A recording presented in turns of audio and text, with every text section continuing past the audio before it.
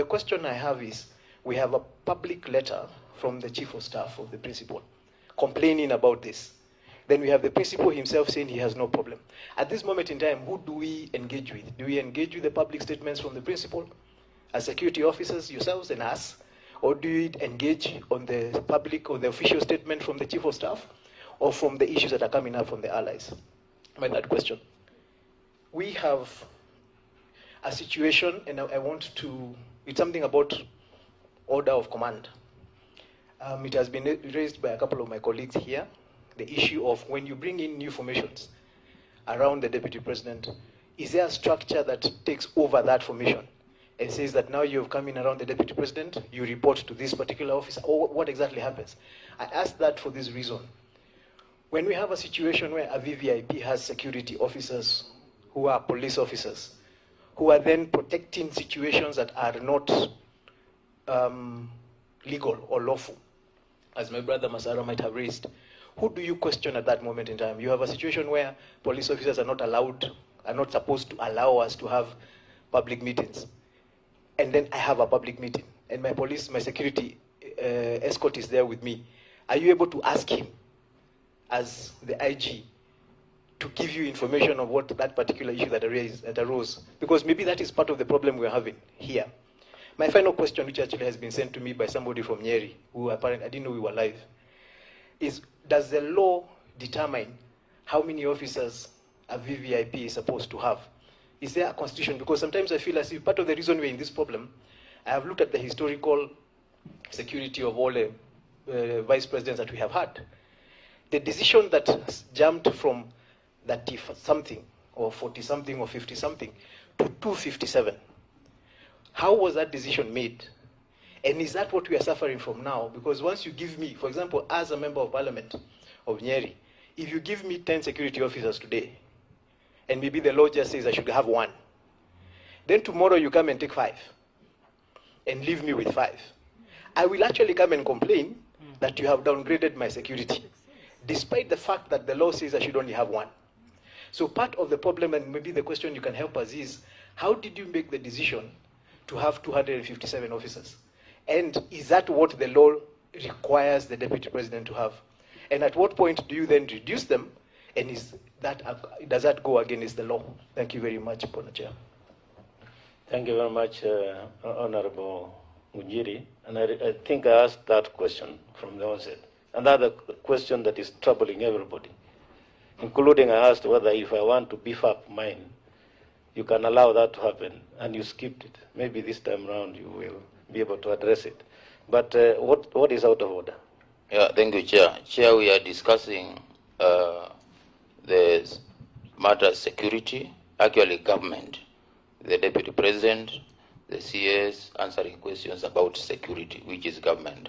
I don't know where the issue of allies are coming from. What is allies in government? What is allies in government? Well, I hear you, but I hope it's not me you're asking. If you ask me allies in English, I know what it means. I'm asking through the chair. Honorable Wambugu said his allies. So I'm wondering, we are discussing government and security and the Deputy President. What is his allies? What are allies, Honorable Ngunjiri Wambugu? What are allies? Thank you very much, Chair. I'm actually very happy to answer that question. The reason we are seated here,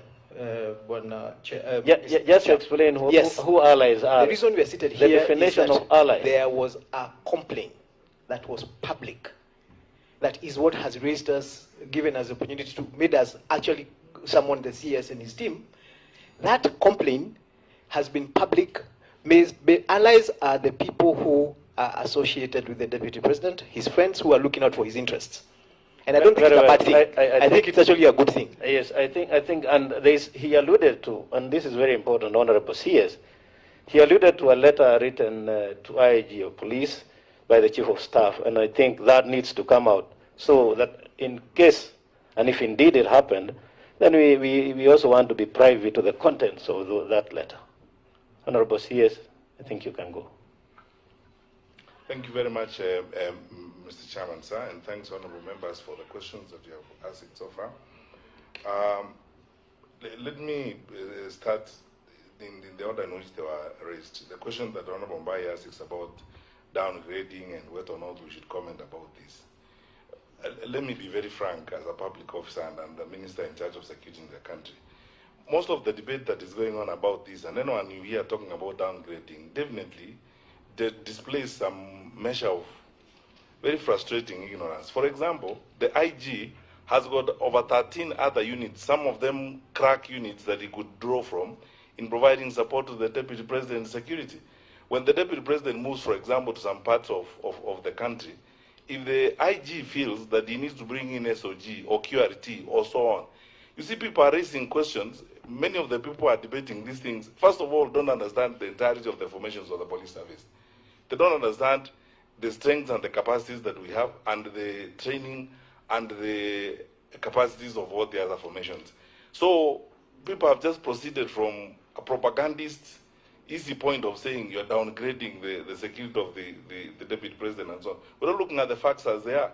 In that layer too that I've used to demonstrate to you that we actually call these in operational terms support services, you know, because the core team that is supposed to protect the Deputy President is the presidential escort. This is what is prepared to protect the Deputy President.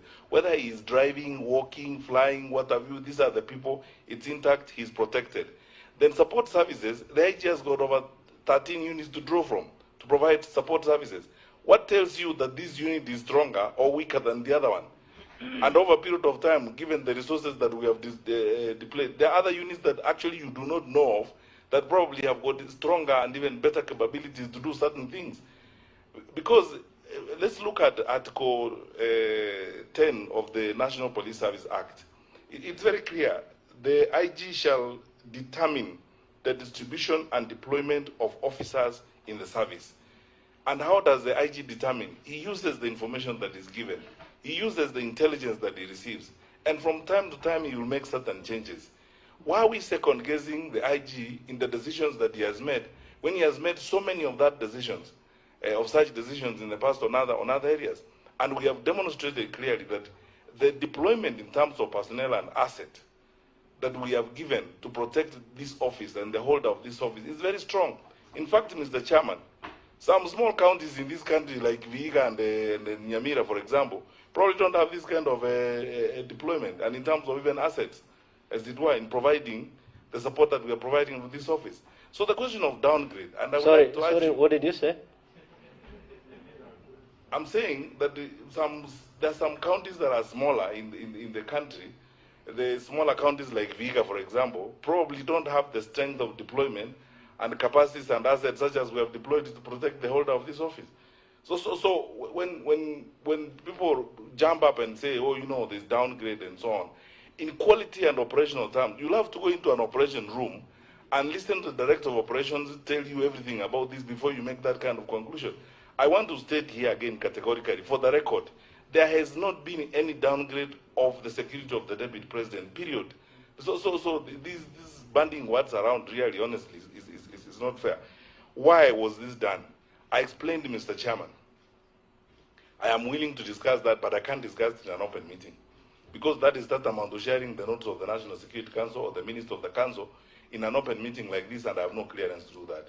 Why, and the background to this rearrangement, I cannot discuss in an open meeting, because I'll be going deep into an operational issue.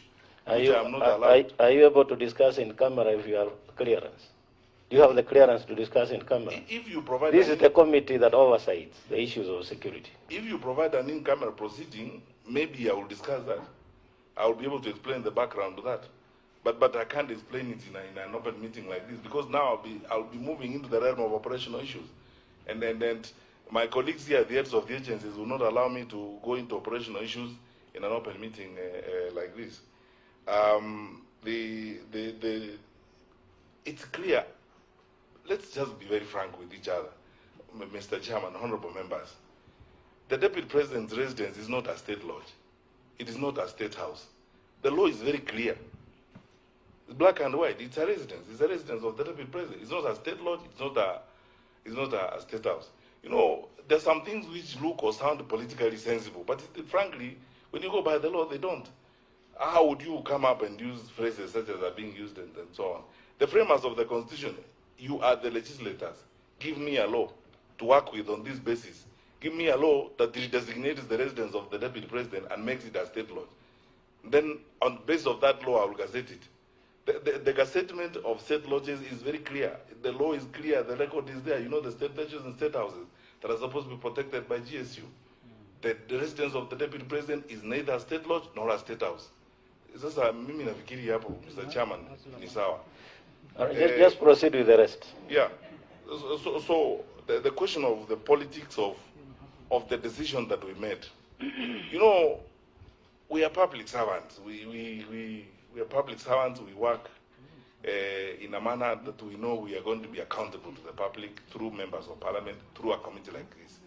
When we take decisions, we don't wake up in the morning and look at the weather and look at this. We make a decision that we believe is right to make at a particular time. We know that there are certain times where some political practice comes with some sympathy addiction. You know, the sympathy addicts who will look for sympathy over anything. And we have watched that sympathy addiction around the country where, you know, people draw sympathy over everything, you know, and so on. But you see, let me ask you a question. As people who expect these wonderful, good people seated on my left here to provide security for you, how would you operate in an environment where they wake up in the morning and check the political temperature, the weather before they make decisions? We believe in making right decisions. And the decisions that are right and necessary will be made, regardless of the time they are made. And as I keep saying, we in the security sector, we don't do this work to be popular. We would rather be right than popular. We want to do what is good for the country, what is good for the officers that we have been given to look after. If I had an opportunity and explained to you and Mr. Chairman went into details about how this decision was reached at, you will be very happy with us, because you will know that we have made very serious considerations. And this Inspector General, this gentleman seated to my left here, is a very considerate and very responsible public servant. So to cast aspersions and say, oh, you know, why was this done and so on, this is not a whimsical decision. It was a culmination. It was made after several considerations have been had. But as I said, I can't discuss those considerations in an open meeting unless, you know, you have an in-camera session at which I can discuss that, and I will share with you to an extent about that. The question of responsibility to police officers. You know, Mr. Chairman, this gives me an opportunity to respond to something that everybody asks me all the time. When public officers, for example, when members of you know, government go to court and they are charged, for example, with murder or with very serious crimes, why does the Inspector General withdraw police officers from them? They do that because you don't want to put officers in conflict. Because you cannot get officers and tell them to go and commit a crime or to accompany you to commit a crime, as it were. I understand and I hear you, honorable members, when you are saying if we are breaking the law, we are breaking COVID regulations, and we are in the company of police officers, what are we supposed to do? We all start, first of all, with the fundamental good faith in all of us. And as I said earlier, there must come a time in the positions that we hold when some of the actions we take are driven by our own moral positions. So if those leaders, some of them senior in society, feel that what they are doing is the correct thing, of course, it's for the public to judge. But we have kept pushing our police officers, and I am aware, because the Inspector General has told me, that he remains in constant communication with senior police officers in the command of those who guard such VVIP officers to ensure that they also assist in ensuring that the law and order is maintained. We hope that this situation will improve, but I can hear the concern that the honorable members have, and will continue to work at it. Is there alone the number of deployment? There is no law. I'll be very happy if you enacted one.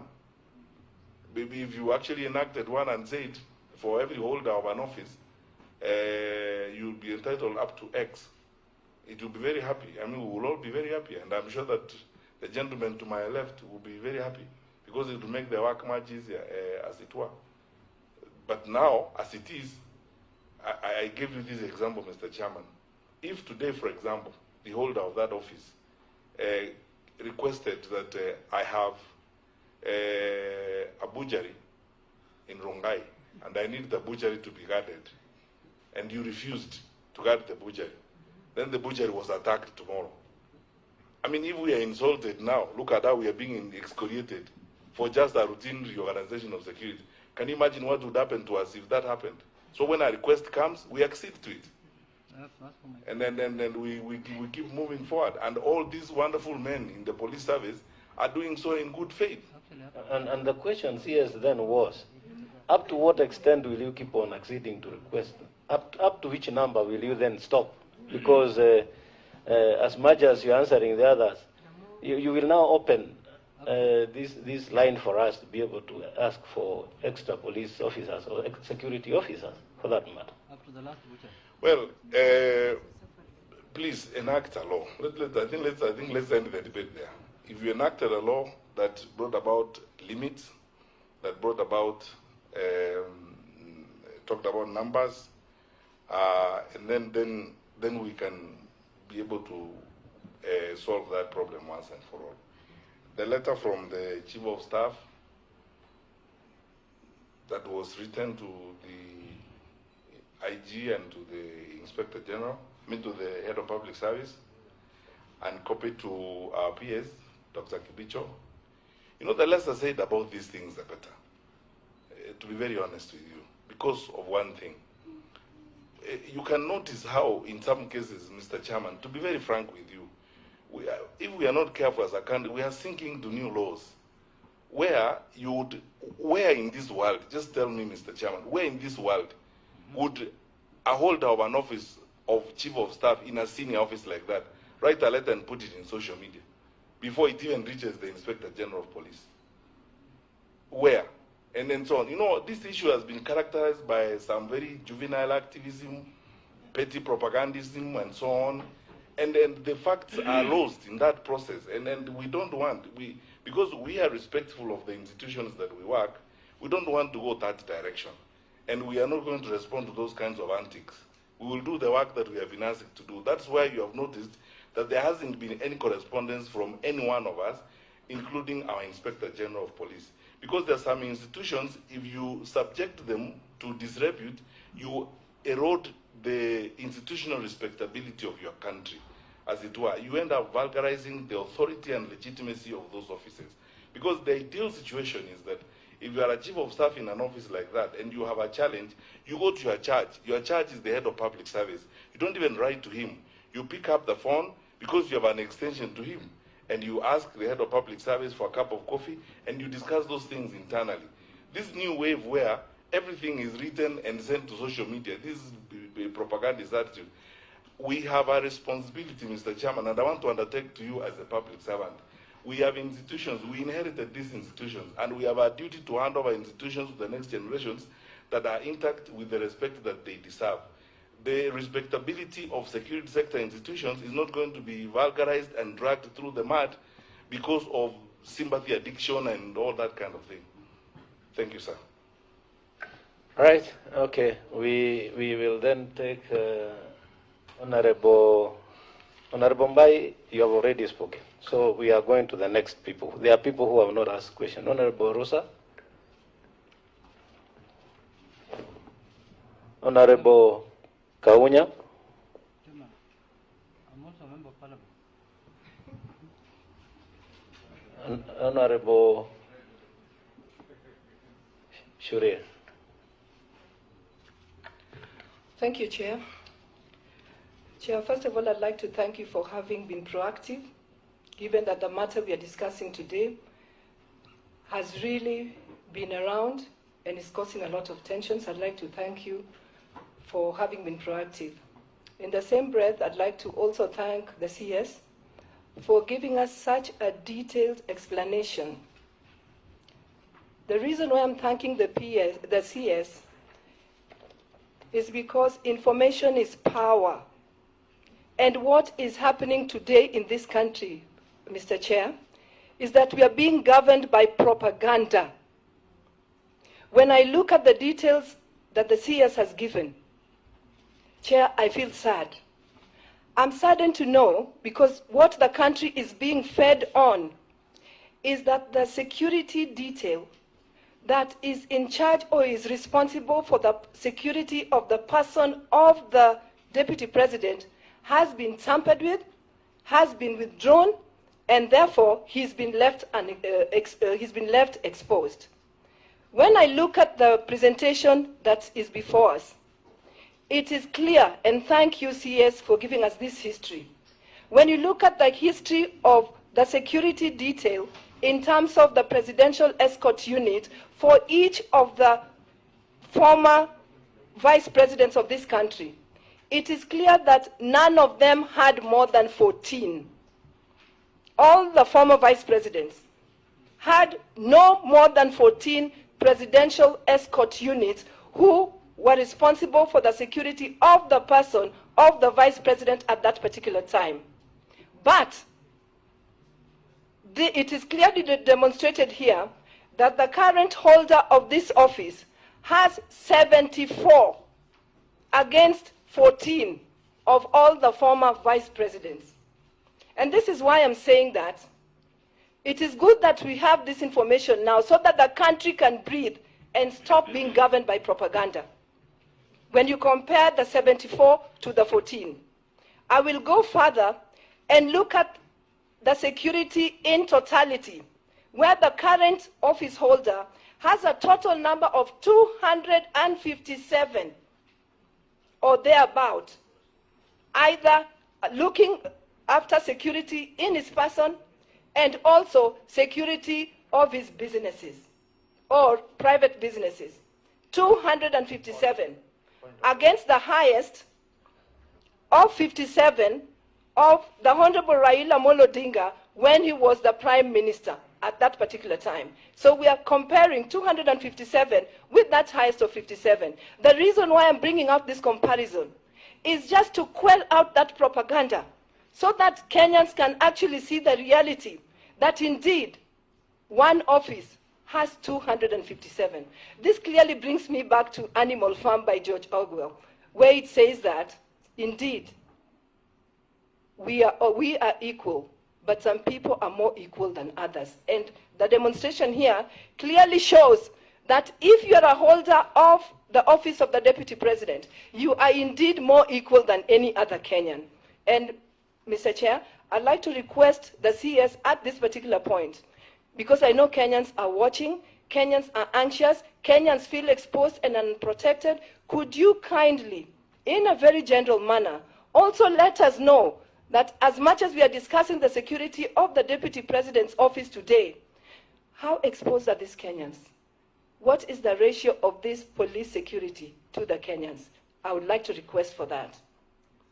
I would also, my second question, Chair, and I was quiet when everybody was talking, so I just request members to also give me that opportunity. Honorable Peter Masara. My second question. You let Honorable Rosambu speak, and then you'll ask after that. If there is a point of order. Yes, point of order. That is how we are conducting business. Please. My second question is I'd like to know from the CS and his office, is there a code of conduct that governs how you carry out your routine responsibility? For example, because everybody is asking, why now? Why now? And we've clearly seen that there was just a rearrangement. Rearrangement to me, coming from a background of being a teacher of English language, does not mean withdrawal. It does not mean downgrading. It is rearrangement. So I would request the CS to kindly let us know, is there a particular code of conduct which should govern your routine actions so that if you are withdrawing, if you are replacing an AP called Otieno with one called Kipyegon or another one called Wafula, are you bound by a code of conduct which should govern you and make you talk to the officer or talk to the Deputy President's office first before you replace Otieno with Kipyegon, with Wafula, or if there's an Asian, with Yatin? I'd like to know if there's a special code of conduct, and if you actually didn't follow that code of conduct, then why? That should be the question, not why now. Because if it's routine, I imagine that you can carry out your routine activities. But I'd like to know, is there a code of conduct that governs your actions when you have to? Done? Chair, I hope you're going to give us... You have done 2 questions. We have done 2 questions, and I don't want to be selfish by doing another one. Yes. But I hope you'll give us an opportunity to speak as Kenyans, as leaders. Because, Chair, I think as leaders, we must bear responsibility for this country. The people propagating and the people causing this propaganda and bringing the country into so much tension is nobody else but leaders. Right. But leaders on false information. I hear you. I hear you. So Thank you, let's Chair. do it this way. We finish with the business here, then you know what you can do as a politician, but not in the committee. Chair. Honorable Kaunya, Point of order, Chair. Before what is out of order? Thank you Before I very lose much, it. Chair. Just one moment. What is out of order? Chair, this is a house of record. Honorable, my sister Honorable Mbuya has just mentioned that we are governed by propaganda. The right word is that other people want to guide by propaganda. We are being guided by the Constitution. The current government is governing this country by Constitution. But Thank those you, who Chair. want to take over using propaganda. No, Thank no, you, Chair. let us stop that debate. Chair, but what I said is, seemingly, Yes. what the current Okay, country you is are a going on teacher now, of English. it's like. Yes, I heard you. And Chair, a teacher of English cannot make silly mistakes like that. I heard you. So if there was a mistake, it will be corrected. Honorable Chair, Kaunya. you know, Masara is from Thank the you. Secretary. Thank you very much. Honorable Kaunya. Thank you very much, Chairman, for giving me this opportunity. Chairman, I have two questions. Chairman, speaking with the background of having undertaken training for some of these officers that provide VVIP training and the critical infrastructure and vital installation protection. Chairman, last year, that is 2018, His Excellency the President, Uhuru Kenyatta, launched a police reform program that was meant to harmonize the command and control of officers in the field. And this, I believe, was implemented. And my question is, Chairman, my question to our CS is if indeed these reforms took place, and in these reforms, Chairman, you'd recall that under the Constitution, the National Police Service is comprised of two units, the KPS and the APS.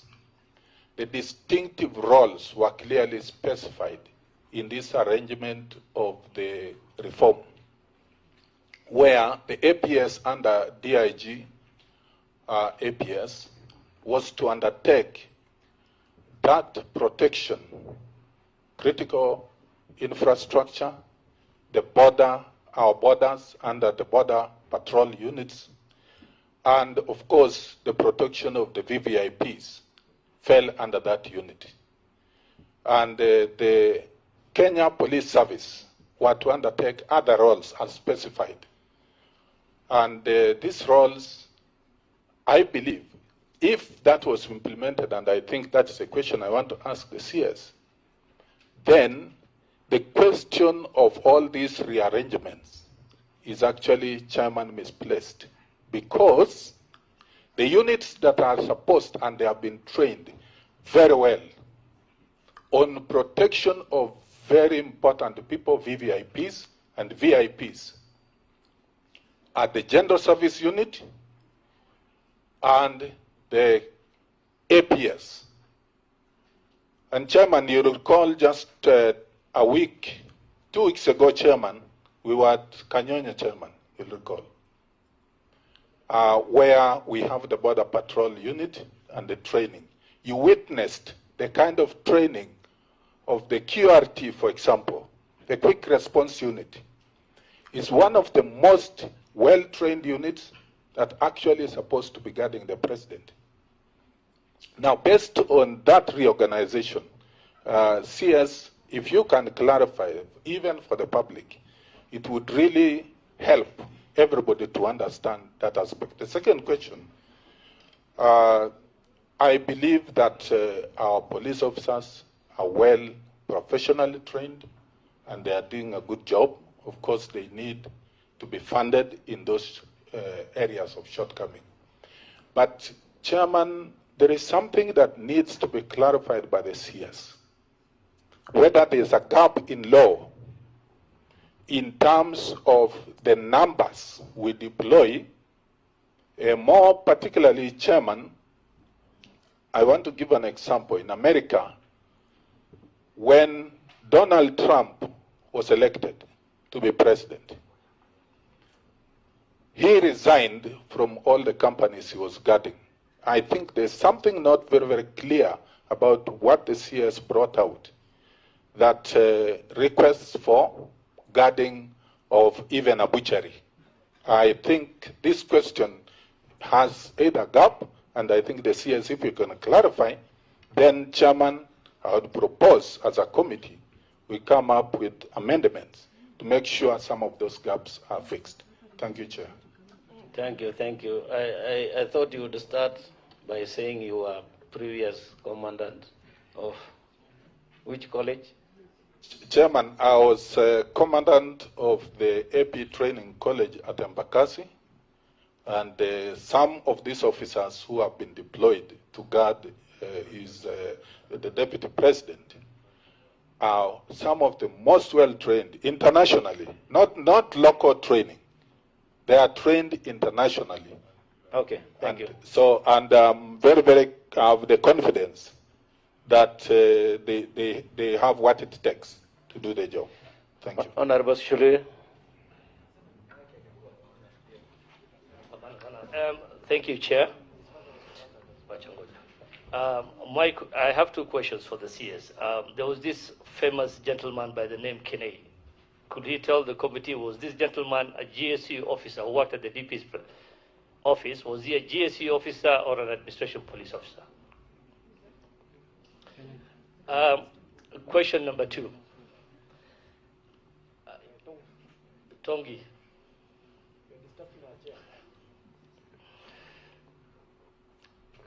I think he came here because he's from, is it Nyamira Map? No. Let me clarify. He is wanting to ask question, and I'm telling him I received no notice. So if you gave me no notice, we are not going to allow. Those are in the standing orders 195. Yeah, I have only one notice from the Honorable Junet. Okay, proceed. Thank you, Chair. Question one was whether Kine was a GSU officer or an AP officer, and I think he worked at the DP's office. Question two, the CS did mention he cannot share the reasons as why the changes occurred because of operational reasons. Just, is the Deputy President supposed to be made aware of the changes prior to that changes happening and the reasons why the changes were made? If so, was he briefed prior to the changes being made? Thank you, Chair. That question had been asked, so you can only maybe go over the answer again. Now, Chairman. Order, Honorable Mbai, because there are people who have not asked questions, and they are members of this committee, and they need to engage. So allow your colleagues. Clarification, Chair, not a new question. Not clarification. Let the others finish. Be fair to them also. We want to take final round because of time. So, Honorable CS, I want to take the remainder of the people so that then you can answer all of it together. Then we come to a close. Is that okay? Or is it too heavy? All right, okay. For those who haven't spoken, yes, Honorable Tekla Tum, who is following us virtually, can you ask a question now? Ask your question now. Honorable Chair, I have 2 or 3 questions and comments. And make it brief because of time. Eh? Yeah, I'm making it, yes. Thank you. One, what does the Constitution say about the security of the Deputy President? Number 2, was he informed when the officers are removed from his residence? Number 3, Honorable Chair, research, there was a research done, and it has shown that Kenya is number 4 of the people who are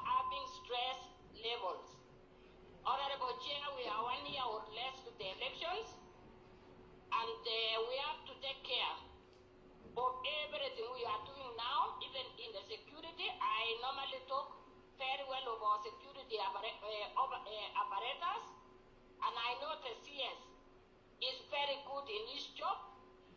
And he has to tell the people who are doing the operations, the transfers and all have you to do things in the right way. Honorable Chair, as politicians, the Deputy President inclusive, have a following, and you cannot control the people in such scenarios. So, Honorable Chair, let's not take things easy. It is not as easy as that. As members of the security, we want the security of all Kenyans and the top leadership inclusive. That is my contribution, Honorable Chair. Thank you, Honorable Dr. Tekla Tum. I can confirm that we have heard all your questions and the CS has taken note. We will leave you and we'll keep you on so that you can get the answers when he starts replying. Honorable Junet, sorry, it's not Honorable Junet, sorry. For the remainder of the team, the committee, because the standing orders say we shall first give the members of the committee, those who are interested. Honorable Kaluma, and then Honorable Vice Chair. Then in that order, after that we'll go to Honorable Junet. I thank you, Chair, and I thank you, CS Chair. I traveled from Homa Bay to Nairobi by road. Last night, in fact, I arrived here, Chair, you remember, I communicated with you at playing politics over an office that is protected more than my county. And that is the aspect that saddens me. Honorable Vice Chair. Chair, let me also join my colleagues in thanking the CS for really telling us the truth and also telling the Kenyans the truth. Matter security, Chair, is something that you cannot compromise as the committee, as the members of this committee. And I'm surprised, and I know why. The reason why now, I saw yesterday the Deputy President say he doesn't want this matter to be discussed by the Committee of Parliament, and now I know the reason why. Maybe he didn't want Kenyans to know the truth. And thank you, CS. Now we know the truth. Just, Chair, I've done a small calculation on police population ratio to the citizens. And I found out it's 1 to 600. 1 to 600. One person has 257 officers, Chair. Meaning 254,200 Kenyans are exposed. And this is a person who calls himself a hustler. What happens to the hustlers who are in Korokocho, Chair? What happens to the ordinary Kenyans who live along the borders, especially where I come from? That is for the CS. Just a question to the IG. CS, you told us there is direct request from the VVIPs or the Deputy President to the IG. All these officers who allocated him, was it your predecessor IG or it is you? If it is your predecessor who did this, then I understand you want to now do rearrangement or change things. So maybe you can tell us, was it your predecessor who did this mess, or it is you that you want to come and correct this mess? Lastly, my chair to CS, we have been seeing politicians who have been faking arrest so as to blame the security so that they can have sympathy, incite Kenyans, so that they can be seen like they are the lesser or they are being treated unfairly. And it happened many times. And we have not seen any arrest to the politicians or any person who has been faking or spreading propaganda. So we want you to proceed and do arrest. If you could have done these things before, maybe today, these things, we could not have been discussing this. So we want you to do your work. Nobody should intimidate you. This committee is the committee that oversight your ministry. Kindly do your job, do what is right, so that Kenyans can have hope, and that is what we want to see. Thank you, Chair.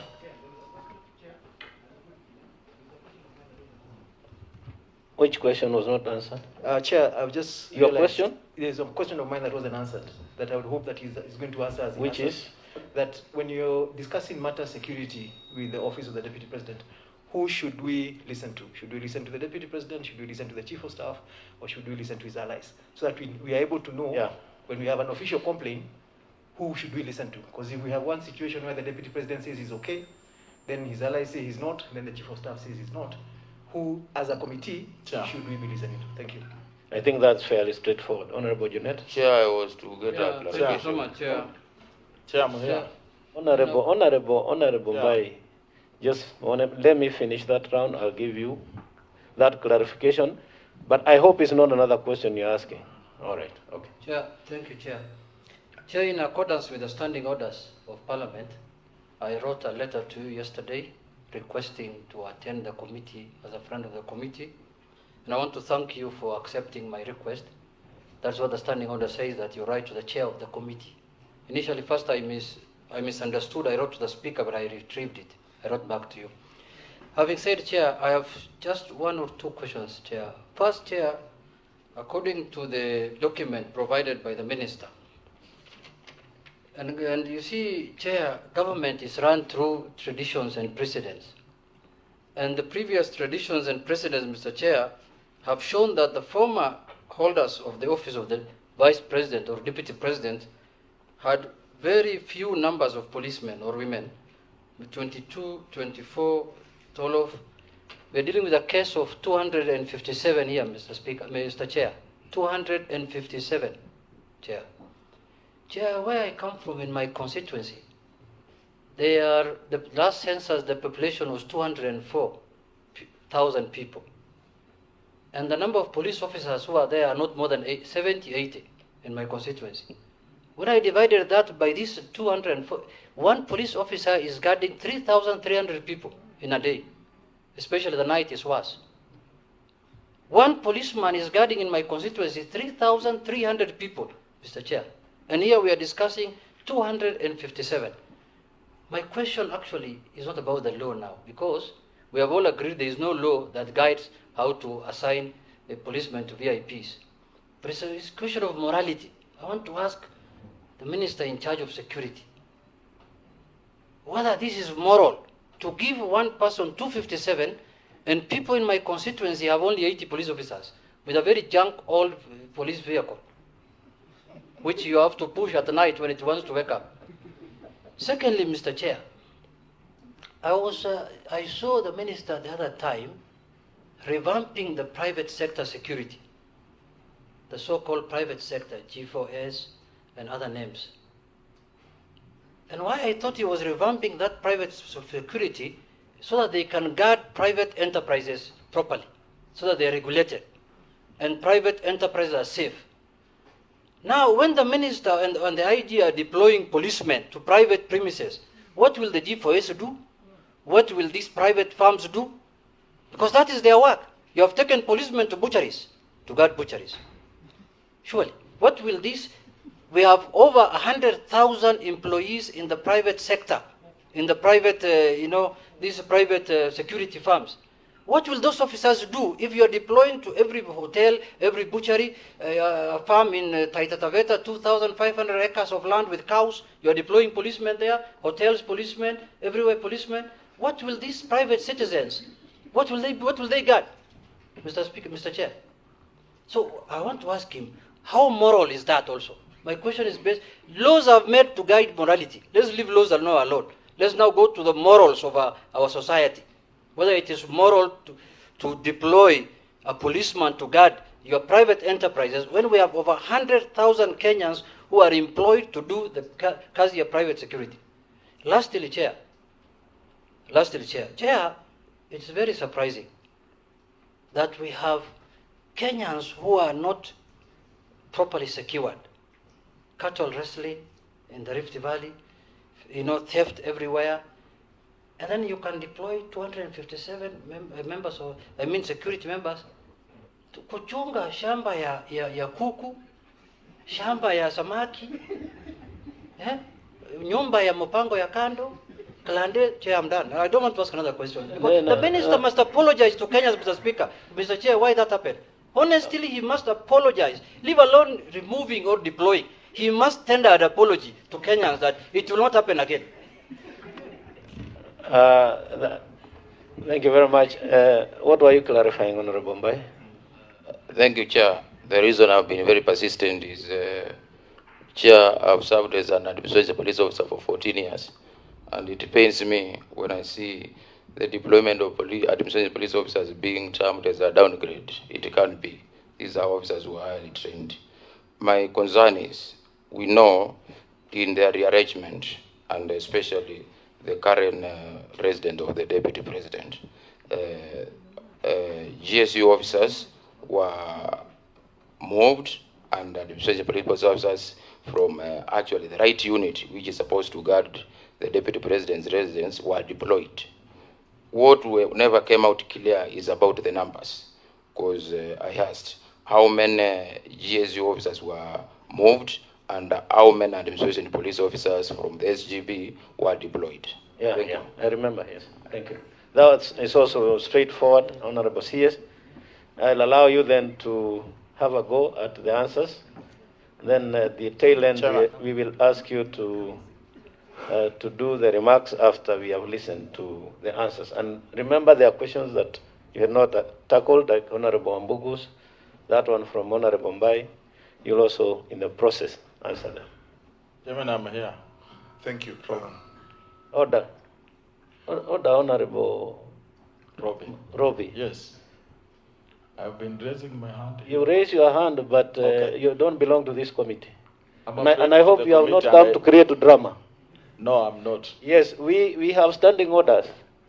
And the standing orders dictate, Honorable Mbai, that you write to the chair 24 hours before. Chairman, I notified you yesterday.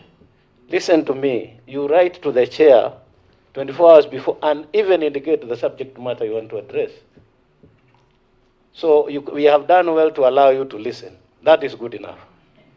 Chairman, I wanted to beyond that, if you then proceed to disrupt this committee, I'm not disrupting. We will follow the standing orders. I'm not disrupting. Okay.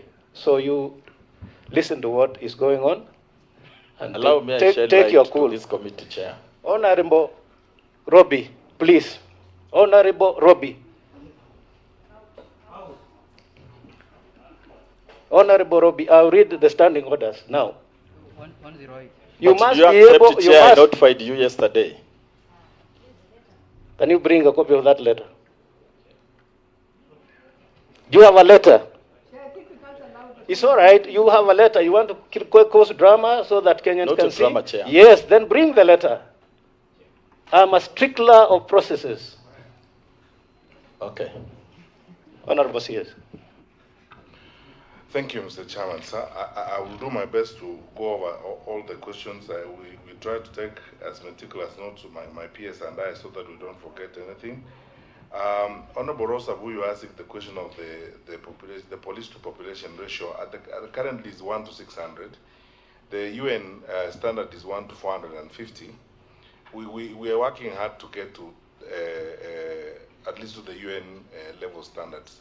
The truth of the matter is this, honorable members, as you know, we didn't recruit for about 2 years because of budgetary issues, and because also we wanted to step up the equipment and acquisitions for our security sector so that we are at bar with some of the challenges that we are facing right now. Now that we have resumed again the recruitment, we will be working hard, subject to budget allowing, to ensure that we move fast enough to meeting the standards. And I know that you asked the question in the context of the deployment that we now have explained that we have done with the Office of the Deputy President. I understand, and I think this issue has come up again and again. We, Mr. Chairman and honorable members, we learn through experiences. Now all of us as a country are learning, because this is intertwined with a question that was asked by another member of parliament. I think it's Honorable Kaluma who said, what happens to, no, it's Honorable Ogu Kaunya who talked about businesses and public office. Because the expectation is that when you are in public office, you're supposed to walk away from private sector responsibilities so that then the two issues don't clash, such as cases we're having to deal with. It tells us one thing, honorable members, there's some work that we still need to do. There's some work we need to do in terms of tightening the law. There's some work we need to do in terms of, looking at Chapter 6 and tightening our responsibilities. Because quite clearly, there is an overlap or the clash between business and public office sometimes can cause challenges such as we are dealing with. But again, on this particular score, I plead for my colleagues, the heads of the security agencies. If you are the Inspector General and you receive a request of this kind, it becomes very difficult to say no. We have been riding on this, as I say, unregulated question on the numbers and the extent of deployment, and now is the time for us to look at it again and come up with a statutory action that will now regulate the numbers and say, for example, even if you have VVIP, the ratios of the officers deployed to you will not exceed this number, as it were. Otherwise, if we leave it open as it is now, and no one knows this better than Honorable Ukaunya because he was in this sector before, he faced the same issues before. If we leave it open like that, these issues will keep recurring, and you can see clearly the propensity to abuse this is real. It can be abused. For example, in 2018, we all agreed at the National Security Council that we are surrendering prison warders from protection duties because, when we looked at the ratio of prison warders to inmates, it became clear that we have enough numbers in the APS, in the SGB, and the new commando units we are creating to provide VIP protection. So let us all return, officers from the prison service to do their correctional service work. But you can see still, even in the contingent that is guarding the office of the Deputy President, we have about 13 officers from the prison service. So unless there's a strict and stringent regulation and enactment of the same, and then we enforce it, all of us, so that it applies across the board, we'll keep encountering these challenges as we go along. Is there a special code of conduct on how to handle these changes and deployments when they come? The answer is actually no. As Honorable Buyu asked. Because as I said, we cannot second guess the Inspector General of our National Police Service. He takes decisions on our behalf throughout. He takes decisions on 24-hour cycle, and he has the best intelligence and information to make certain decisions. So we cannot require him that if I want an officer from my ethnic community, you must write to me, and then I get the letter and so on. There's no security system that operates that way around the world. We are becoming more and more modern, the state. So, in respect, therefore, I'm saying, Mr. Chairman, that there is no code of conduct that was violated in this case, in terms of the changes that were made. Nothing was violated. And in fact, there's a question I don't want to ask now because it can steer us off to another debate. How is it that these questions are being asked now when we have done this rearrangement several times before, even in that office? How come these issues are coming up now? And we've done so many of those rearrangements before in many other VVIP offices, including that one. So the question is, it's because we are within a political context and straightforward professional departmental actions are being unnecessarily politicized and being subjected to emotional and irrelevant politics, unfortunately to the detriment of the stability of the country. But I think on a balance of probabilities, going forward, after the clarifications we have made today, we are all going to be aligned on this because facts are as they are, things are clear to everybody. There is no downgrade of anything here. We know we are doing what we must do, and we are continuing. But I cannot plead with you enough as a committee that we need statutory action on these issues of ratios, even for VVIPs and numbers and so on. Otherwise, you are going to force police officers to open an OB for chicken. You are putting police officers to guard a poultry farm, so they will now be running an OB there for chicken. This chicken arrived at this time, they arrived at this time, and so on. It's a joke in the long run if we are not, going to be organized in that kind of manner. Honorable Okukaunya asked the question about police reforms and the unified command. It's a question of the unified command. As you know, and Mr. Chairman, indulge me to say this is more or less like a personal comment, that every time you listen to somebody like Honorable Oku Kaunya speak, you feel the pleasure of a knowledgeable person, because he's speaking from a position of knowledge. If people were debating these issues from that kind of position, we wouldn't even be having this kind of hula baloo around the country. It's because, you see, the quest for a unified command was intended to make police effective, efficient in the delivery of service, but also, again, to grow our capacities to deal with our dynamic challenges in the security sector. That is why, for example, when we came up with an all-women commando team, you know, that is now making headlines and doing us great stuff, is because we wanted to have this integrated, prepared, because there are circumstances where we need to deploy special units of that kind, as it were. The unified command is a journey, Honorable Kaunya. It is not going to happen in 1 year or 2 years or 3 years. Even we internally are having a debate, because since 2018, when His Excellency the President directed this and began this phase of working on a unified command, we've worked on this for about 3 years, and sometimes we step back and ask ourselves the question, is it working well for us? For example, how does it relate to Ngao? And how does it relate to deployment? Is it interfering with what we are doing?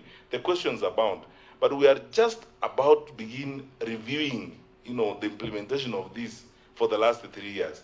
I know issues will come up, or some things we need to change, as it were. But it is a journey. It's something we're working towards. But now, and I think that is what you are referring to, because of that unified command, it is much easier to integrate the various units and various formations to get them to focus on a task at one time. If we have a challenge, for example, at a particular border point, we actually can pull together, for example, ASTU, QRT, Border Patrol, you know, and the GSU, even if it's contingents of, you know, the G company, and deliver on the assignments that we have. That's exactly what we are doing right now in Laikipia, where we are forcing a challenge. And our GSU commandant was briefing us this morning about, you know, his approach, and you can see clearly that because of that unified command approach, we are moving more towards being much more effective in terms of responding to the present challenges that we deal with. But it's a journey, and because you are our committee, when we do the assessment and the evaluation of what you have done, we'll bring the report to you and we'll discuss it with you. And many of you who come from this background will have an opportunity to comment about what we need to do more and what we need to do better to strengthen ourselves, as it were. Is there a gap in the law in terms of business and public officers? The answer is yes. And as I've said, you can see the conflict that we are dealing with. It's apparent, or spoken to very strongly by Honorable Rosa Buyu and Honorable Kaunya. It's some of the reasons why we are facing the challenges.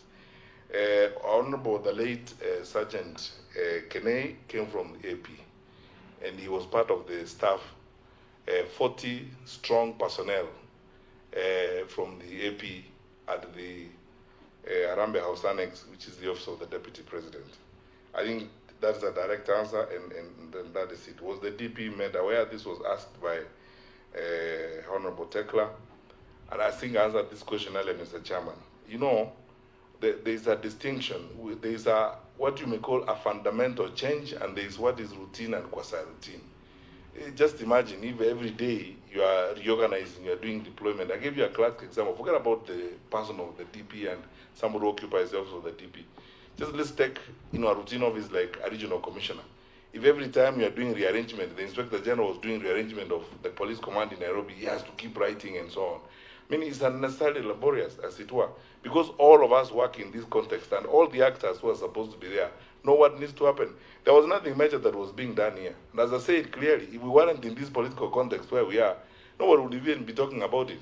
And actually, some of this rearrangement has been done before, even in that office. But it has not raised this kind of hula baloo and so on. It's just because of the political environment in which we are. And now, you know, anything goes, as it were. Even if it is a simple, straightforward action, it's held hostage by the politics of the day. And then now, people go to town, becomes the subject of funeral speeches and church speeches and so on and so forth. I honestly don't think that, you know, this is something that required that kind of thing. About the Honorable Tekla asked about the Constitution and the security of the Deputy President. I think I've answered this question several times. By law and by tradition, His Excellency the Deputy President is guarded by the Presidential Escort Unit with a special team that is set aside for that particular purpose. Does the current holder of the office have that? I answered that, and I've actually provided the statistics and the figures about who is there. About the followers' stress, Honorable Tekla was asking about people are stressed and the followers are getting stressed.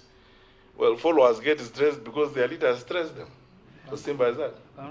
Because the followers, get stressed because their leaders stress them. Because you wake up in the morning and what you're drumming to people is things like this, basically lying to people. If you wake up every day, your business is to lie to people, tell them things that do not exist. Lie every day, and you have seen that. You are all here. You have seen that in this country, where you can almost conclude that some people's career is about lying. They will never tell anything truthful. You wake up in the morning and misinterpret things and talk about things that have not happened anywhere. Oh, we are being finished. That's why I said the politics of sympathy addiction. Everything is about sympathy. Sympathize with me. I am dying. I'm being finished. The government is switching off the sun and the moon and so on. If you live that way, then you stress your followers. The stress of your followers is coming from the stress of the leaders. If leaders were honest with people, addressed issues honestly, and are dealt with matter, why would the followers be stressed? The followers are stressed because of their leaders. That is my view, and that's what I would tell Honorable Tekla. That let people address the issues in a dispassionate manner, in a very clear and objective manner, and there will be no issue about it. Honorable Ngunjiri is worried. So who do we trust when it comes to issues of security and so on? I would like to reiterate this position, which has been made clear by many people, many greater people and greater minds than myself and my colleagues before you this morning. That we are leaders for a season. We have been given an opportunity to make a contribution to our country for a season. We are not going to be here forever. I am, I think, the 12th or 13th Minister of Interior. There will be a 14th, a 15th, and even a 64th Minister of Interior in Kenya. While we have the opportunity, we do what is right for our people and what is right for the country.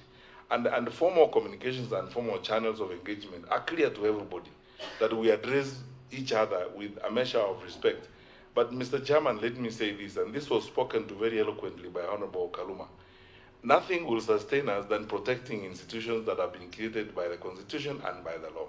And institutions are bigger than all of us. But you see, if you get engaged in subverting institutions and undermining institutions from time to time, it becomes a challenge, as it were. So who do we believe? We will believe formal, proper, truthful, factual communication from an office. That's what we will believe. And there are structures. This is a government that is about over 6 decades old. We have found a tradition. This country has been managed by people since 1963 to this day, and they have established traditions of engagement and how you conduct government business. If you have a challenge, you go to your supervisors and discuss it with them. You don't write letters, using street language, and then you put it in social media, and then, you engage in cheap populism, throwing an irrelevant tantrum, in the hope of gaining sympathy. You're basically playing for sympathy, and not caring about the country as it were. So, Honorable Ngujiri, who do we believe? We believe formal, factual, truthful communication that respects the structures of government, knowing as we do, and as we must at all times, that we are only individuals. We are here today, tomorrow we are gone. And then we must hand over to the generations that come after us the institutions that were handed to us. Honorable Junet asked the question, is it moral, the situation that we have right now? I think as a honest public servant, I would be pretending if I didn't honestly say, I also don't think it's moral, what we have right now. I am as chastised as everyone else is on this particular matter. And I agree, and my colleagues at the Ministry of Interior and all the heads of the agencies will work with you, honorable members, to look at the law and see how we rectify this situation, so that it may not be abused as we go into the future. Because where there are no regulations, where there are no good controls, the propensity for abuse is huge. And then none of us is holy enough not to be tempted to abuse, discretion, if that discretion is not controlled or discretion is not guided. And then, a situation emerges where you abuse discretion, then you turn around after you abuse discretion and claim sympathy, and so on. So in this particular case, because human beings are human beings, and we are all human beings, and we can make mistakes. Where challenges of this kind exist is where we, as the executive branch of government, reporting to you as the people of Kenya's representatives, we need to work with you to see how we can overcome these kinds of challenge through statutory action, as it were. And I think finally, I'm grateful you allow me, Mr. Chairman, to make my final comment. The Honorable Vice Chair asked a question, and the Inspector General has whispered to me here that, I respond to it. Is this work that was done by the previous IG or something else? Institutions are continuous. I would hesitate to individualize actions and individualize things when they have happened. Let us now step on to a new order which says we have noticed where the gaps are and the challenges, and now let us learn from them. And I think, if I say so on behalf of my colleague here, the Inspector General, I think that satisfies the situation. Let's not individualize or particularize. Let us now learn from it and come together as a people who love their country and want their country to do better and correct the mistakes that have been done. I would like to stop there, Mr. Chairman, unless you like me to make a closing remark. Yes, for avoidance of doubt, I wanted members so that we are clear. You will, so that we are clear, and we are just doing the final remarks now. I'll give you, Honorable Vice Chair. But I wanted so that we know the provisions of Standing Order 195, which is very important, so that we don't look like we don't want to give our colleagues space to speak, so that we follow the process the way it's supposed to be. That a member may attend a meeting of any committee of the House of which he or she is not a member, but such member shall not be entitled to vote in any matter. And two, that a member who intends to participate in a meeting of a committee of the House of which she or he is not a member shall submit a written request to the chairperson of the committee at least 24 hours before the meeting. And three, the request shall indicate any matter which the member intends to raise at the meeting. And number four is where the chairperson allows, because the chairman can decline, but where the chairman allows a request to participate under paragraph 2, the member may attend the meeting and raise any matters indicated in his or her own request. But finally, that the chairperson may order a member of the committee to withdraw from a meeting for disorderly conduct. So that we don't look like, we don't want to give you, you haven't followed the procedure, but we allowed you to sit in Honorable Robbie to listen. And I think that is very important and fair. Vice Chair, the last one. Chair, it's not a new question. It was, I think she has left the question about the arrest. We have a chief of staff who's a civil servant who wrote a letter and used the social media in spreading propaganda to incite Kenyans. So what are you going to do about that? And secondly, about leaders who are faking arrests so as to incite Kenyans to spread propaganda. What are you doing about that? Because that is where the problem is. Chair, could the CS also... Order. You did not ask to speak. I beg you, Chair. Just in his last comments. Yes. Because this is something which has disparaged the stature and the standing of the officers serving in administration police service. Could I be in order, Chair, to request the CS that in his closing remarks, he puts a word of reassurance, not only to those officers, but also to Kenyans that indeed officers serving under our administration police service have the best training, if not better than any others we are thinking about. They need that assurance. They are very disheartened by this politics. Very well. Chair, before you give, it's like my question escaped the CS, Chair. Which was? About the numbers. Okay. You will pick up that together with your final remarks and what I'm just about to say. Members, this matter is in public domain.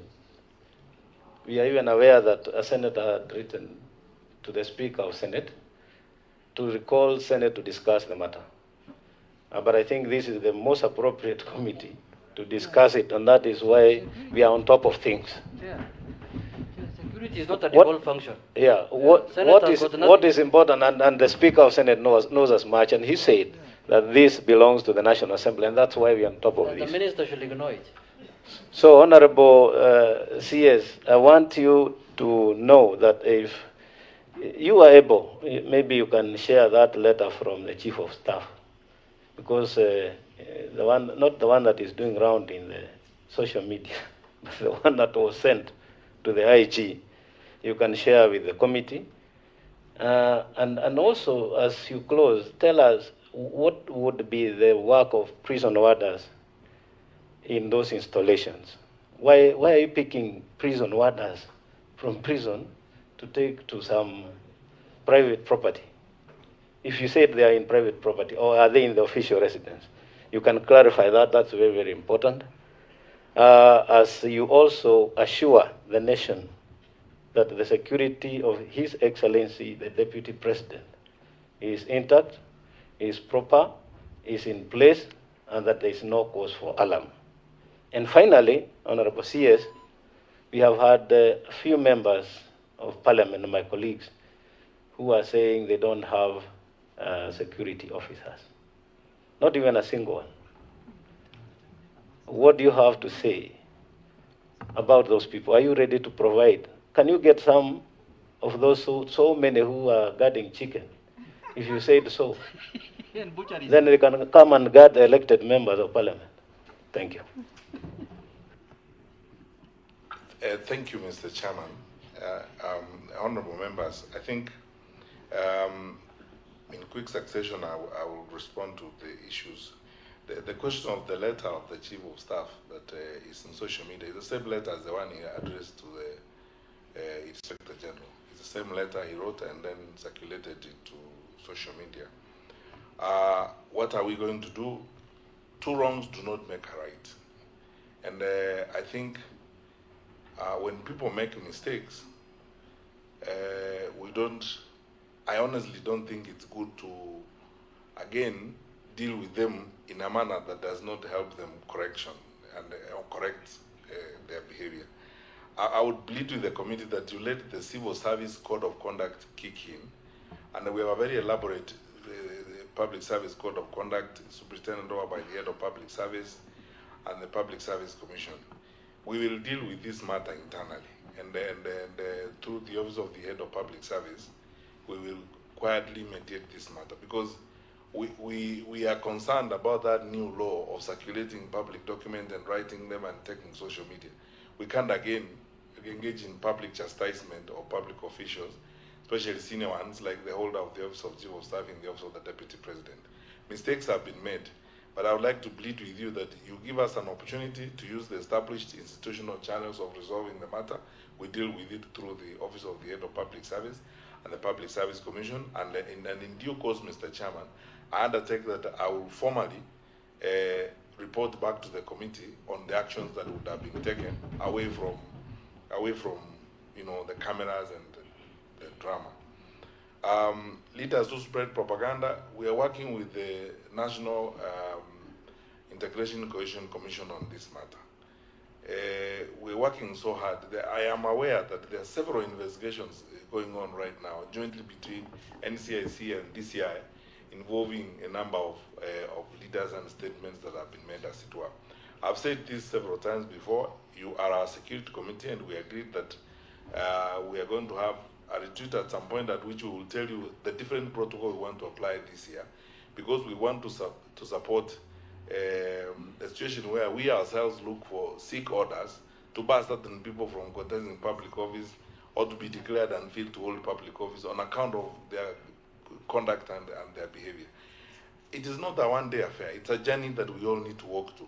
We will achieve more and faster through consultative work and counseling each other and speaking to each other. But where it becomes very difficult, of course, the law will help us as we go along. So I suggest, Mr. Chairman, also with your kind indulgence, that again, when we come before you next time with NCIC, I'll ask the chair of NCIC to prepare a separate report on what they are doing on this work and how far they have gone in terms of identifying culpable individuals who then would be brought to account in this respect. The administration police, of course, you know, Honorable Kaluma, the AP are one of our well-trained teams across the country. I speak passionately and strongly for all police officers in Kenya. Our level of training, Mr. Chairman, there are countries in the region that are coming to us to train for them, to share experiences with them, to offer them our resources. Some of you went to our training institution in Kanyonyo the other day, for example. How many countries in the region have achieved that kind of capacity of training? And the people we are training there on border patrol, collaborating with several institutions across the world, meaning it's world-class training that we are offering our police officers. That is why we are proud of the work that our police officers are doing on our borders, especially the border patrol team between us and Somalia. You saw what we were doing in Mombasa last week, you know, to be able to track down, working within a multi-agents framework, track down terrorists and stop them in their tracks before they access vital installations. We have men and women who are committed, who run towards danger when we all run away from it. And I would hate a situation where we look like we are besmirching or talking down, you know, one group as opposed to the others. They are all doing a fantastic job. They are wonderful people for whom we should be grateful to God and whom we should support as we do. And the AP, of course, are a fantastic lot of people as it were. What do prison warders do? You know, prison warders are security people. They are trained for all intents and purposes. They are security people. But you know, there are leaders or individual public officials who prefer, you know, to work with particular security people for some reasons, and they may draw them from, you know, units that are not necessarily supposed to provide security, but they draw them either to drive them or drive members of their families or do certain things for them, as it were. That is why the National Security Council made this decision in 2018 that let us delink the prison service or the prison warders from VIP protection and so on. But I know that there are one or two leaders who insist for certain reasons because of background and so on. I undertake, Mr. Chairman, that working with the Commissioner General of the Prison Service, we will try to ensure that the directive of the NSC is met and these prison warders go back to do the work for which they are trained. Finally, the members of parliament who need support, of course we are at your disposal. And those who need you know, support in terms of individual close protection, I think it's a matter I would like to take away from the cameras and we can have a discussion on it, Mr. Chairman. Finally, I want to assure the country that there is nothing to even think about the security of His Excellency the Deputy President of this Republic. We have a very disciplined security sector. We have sufficient resources, human and otherwise. We have enough assets to protect our number 2 in command. There need not be any debate or any discussion on that for now. To the farthest extent that I know of, and I get briefed by all these wonderful people working with me, we have nothing really to worry about. And when we are formally informed and the things that we get to know through formal circles, if the things that are done in secrecy that we don't know, those I can't account for, only God and the devil can know. But the ones that are done openly and formally and within allowable structures of the law and within the spectrum of our constitutional and statutory responsibilities, I can assure everyone there is nothing really to worry about in that respect. And we will continue to discharge our obligations with the same efficiency, commitment, objectivity, and focus that we have done in the past. Thank you, Mr. Chairman. Very well. Then that brings us to the end of our formal engagement in public. And I know you alluded to the fact that you could take us in camera and share some details which you are not willing to share. I don't know how long that will take so that we can make a decision now. 10 minutes. So that is going to be 5 minutes. Honorable members, can we get into camera now? Thank you very much, members of the Fourth Estate. I think you have covered enough. Let's get the details in camera. So only members of the committee remain. And the CS, you'll also decide who in your team is going to remain.